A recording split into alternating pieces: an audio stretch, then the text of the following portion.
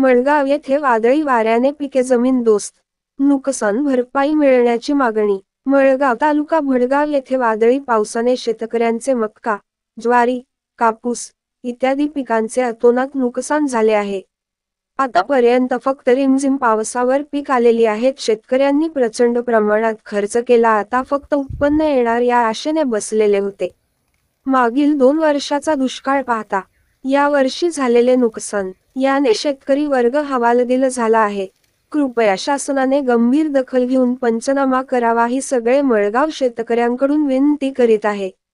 या वादळी वाऱ्यामुळे अंजनाबाई गोविंद पाटील यांचा 2 एकरांवरील मका उद्ध्वस्त झाला।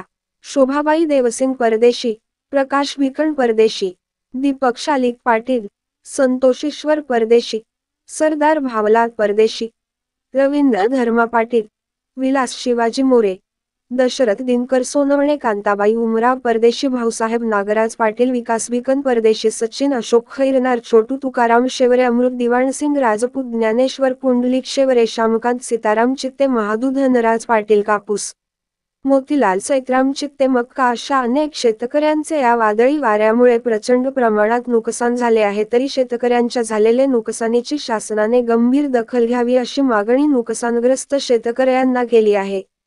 सतीश पाटील, दिव्य महाराष्ट्र न्यूज, भडगाव। 2 वर्षाच्या दुष्काळात खरोखरच एक दयनीय अवस्था या मळगावकरांची झालेली होती आणि या वर्षी अतिशय जोमाने खर्च केलेला आणि या जोमाने खर्च केलेला असताना सुद्धा जर या पिकांची अवस्था अशी झाली असेल तर त्या शेतकऱ्यांनी करायचं तरी काय।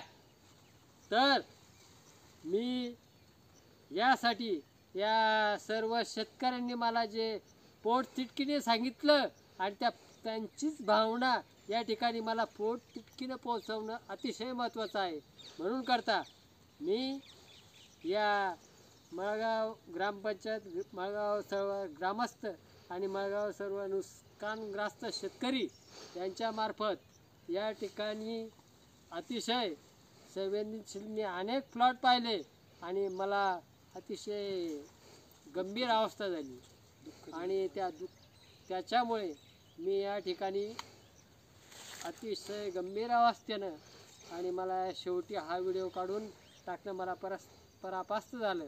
म्हणून करता या अतिशय 3 वर्षाने वापरलेला शेतकरी आणि त्याचं एवढं नुकसान अतिशय